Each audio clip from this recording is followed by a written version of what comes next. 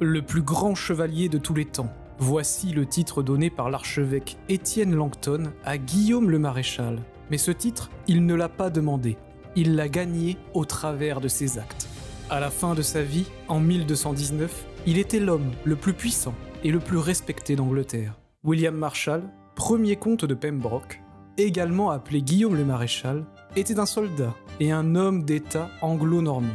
Le destin de William s'est entrelacé avec celui de 5 rois anglais, de la grandeur de Henri II à la jeunesse tumultueuse du jeune roi Henri, du courage héroïque de Richard Ier aux défis politiques de Jean, pour finalement voir la nouvelle ère de Henri III.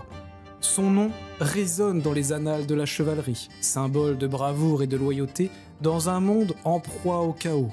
Mais qui était vraiment cet homme qui a forgé son chemin à travers les intrigues de la cour et les champs de bataille? Son père, John Marshal, débute en tant que partisan du roi Stephen en 1135, mais prend rapidement un virage politique en 1139 pour soutenir l'impératrice Mathilde dans la brutale guerre civile de succession qui précipitera l'Angleterre dans l'anarchie. Lorsque les tensions atteignent leur paroxysme avec le siège du château de Newbury en 1152, le jeune William se trouve au cœur d'un drame poignant. Utilisé comme otage par le roi Stephen pour garantir la loyauté de son père, John Marshal, William se retrouve confronté à la cruauté de la politique médiévale. Mais dans un geste de résistance courageux, John refuse de se soumettre, proclamant avec fierté qu'il possède encore la force de forger des fils plus grands et plus fiers.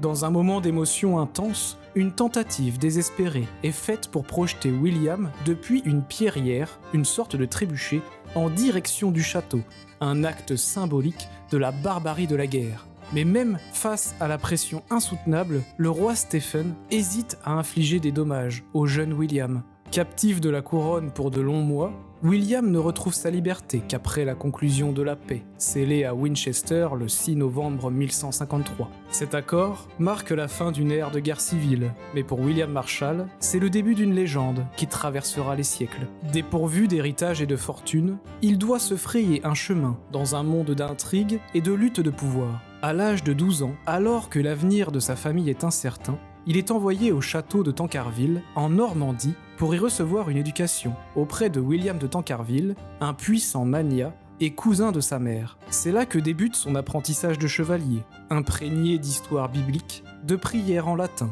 et de la littérature romanesque française, lui inculquant les valeurs de la chevalerie. Mais dans les coulisses de ce foyer prestigieux, des intrigues se trament, mettant en péril sa sécurité et sa réputation. En 1166, lors d'une campagne en Haute-Normandie, William est adoubé chevalier, mais ses débuts sur le champ de bataille ne suscitent que des avis mitigés. Malgré son courage, il peine à convertir ses victoires en profit, suscitant moquerie et sarcasme. L'année suivante, parrainé par William de Tancarville, il participe à son premier tournoi, découvrant ainsi sa véritable passion et se forgeant une réputation de champion. En 1168, alors qu'il sert dans le foyer de son oncle maternel, Patrick, comte de Salisbury, il se retrouve impliqué dans un épisode tragique. Au cours d'une escorte de la reine Éléonore, ils sont attaqués et Patrick trouve la mort. Blessé et fait prisonnier, William est sauvé par un acte de compassion qui pourrait bien lui avoir permis de rester en vie. Libéré grâce à la rançon versée par la reine Éléonore, il reste à son service, participant à des tournois et gagnant en renommée comme un chevalier exemplaire, fidèle aux idéaux de la courtoisie. En 1170, William Marshal fut nommé précepteur d'armes du jeune roi Henri par le père du jeune roi Henri II. Pendant la révolte du jeune roi, en 1173 et 1174, on sait peu de choses sur les activités spécifiques de William Marshal, si ce n'est sa loyauté envers le jeune roi. Après l'échec de la rébellion, le jeune roi Henri et son entourage, dont Marshal, entreprirent un périple aux côtés d'Henri II pendant 18 mois avant d'obtenir l'autorisation de s'aventurer en Europe pour participer à des tournois de chevalerie. Aux côtés du jeune roi, William Marshal s'illustre de 1176 à 1182 dans ses joutes périlleuses où l'argent et la gloire se gagnent au prix du combat. Devenu une légende des tournois, il se souvient sur son lit de mort d'avoir vaincu 500 chevaliers au cours de sa carrière. Mais en 1182, une sombre affaire éclate. Marshal est accusé d'avoir eu une liaison avec Margaret de France, épouse du jeune roi. Les historiens s'interrogent sur la vérité de ces accusations. Certaines suggèrent une machination politique ourdie par les ennemis de William Marshal. Quoi qu'il en soit, il est écarté du service du jeune roi. L'année suivante, une nouvelle tragédie frappe la famille royale. Le jeune roi Henri déclare la guerre à son frère, Richard Cœur de Lion, soutenu par leur père, Henri II. Peu avant sa mort, en juin 1183, le jeune roi demande à William Marshal de réaliser son vœu de partir en croisade en Terre Sainte. Après avoir obtenu la bénédiction d'Henri II, William Marshal s'engage dans cette quête, laissant derrière lui un mystère planant sur ses 2 années d'absence, sauf pour le secret d'engagement qu'il a pris sur son lit de mort, rejoindre les Templiers. Après son retour de Terre Sainte, à la fin de 1185 ou au début de 1186, William reprend ses fonctions à la cour du roi Henri II, devenant un capitaine loyal, traversant les tumultes des dernières années du règne. Les récompenses royales ne se font pas attendre. Le roi accorde à William le vaste domaine de Cartmel, dans le Cumberland, ainsi que la tutelle d'Héloïse, l'héritière de la baronnie du nord de Lancaster. On aurait pu s'attendre à ce que William saisisse cette occasion pour épouser Héloïse et devenir un baron du Nord, mais ses aspirations matrimoniales étaient plus ambitieuses. En 1188, Henri II appelle William à ses côtés pour faire face à la tentative de Philippe II de s'emparer de la région contestée de Berry. La lettre de convocation, pleine de sarcasme à l'égard des plaintes de William concernant sa récompense insuffisante pour son service, promet à William le mariage et les terres de Dionysia, dame de Châteauroux en Berry. Au cours de la campagne qui suit, le roi entre en conflit avec son héritier, Richard, comte de Poitou, qui se rallie à Philippe II contre son père en 1189. Alors qu'il couvre la fuite d'Henri II de Le Mans à Chinon, William désarçonne Richard lors d'une escarmouche. Plutôt que de tuer le prince, William abat son cheval pour lui faire comprendre son point de vue. On dit qu'il est le seul à avoir jamais désarçonné Richard. Après la mort d'Henri, Richard Ier accueille chaleureusement William à la cour, reconnaissant que sa loyauté et ses prouesses militaires sont trop précieuses pour être ignorées, surtout pour un roi en quête de croisade. Dans les derniers jours d'Henri, le roi avait promis à William la main et les domaines d'Isabelle de Clare, mais n'avait pas finalisé les arrangements. Richard confirme l'offre et en août 1189, à 43 ans, William épouse la fille de 17 ans de Richard de Clare. Cette union fait de lui l'un des hommes les plus riches du royaume, signe de son pouvoir et de son prestige à la cour. Ils ont 5 fils et 5 filles. Bien que le mariage soit une récompense pour ses services politiques et militaires, malgré la différence d'âge de 26 ans, le couple semble s'être véritablement aimé, sans qu'il n'y ait la moindre preuve que William n'ait jamais eu de maîtresse, ce qui était courant chez les nobles. William est nommé au conseil de régence lorsque Richard part pour la 3e croisade en 1190. Il prend le parti de Jean lorsque celui-ci évince le justicier William Longchamp, mais bientôt il découvre que les intérêts de Jean diffèrent de ceux de Richard. En 1193, il se joint aux loyalistes pour faire la guerre contre Jean. Au printemps 1194, lors des hostilités en Angleterre et avant le retour de Richard, son frère aîné, John Marshall, est tué en défendant Marlborough pour le compte de Jean. Richard permet à William de succéder à son frère en tant que maréchal héréditaire. Sur son lit de mort, Richard le désigne comme gardien de Rouen et du trésor royal pendant l'interrègne.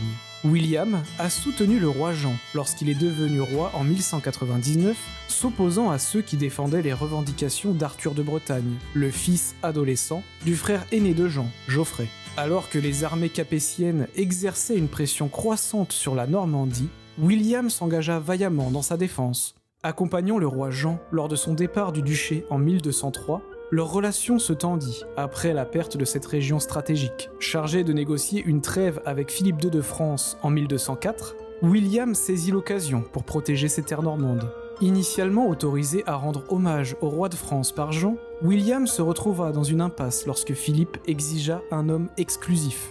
Le refus de William de se plier à cette exigence provoqua la colère de Jean, et leurs relations se détériorèrent rapidement. Les tensions montèrent encore en 1207, lorsque Jean entreprit de réprimer plusieurs magnats irlandais, dont William.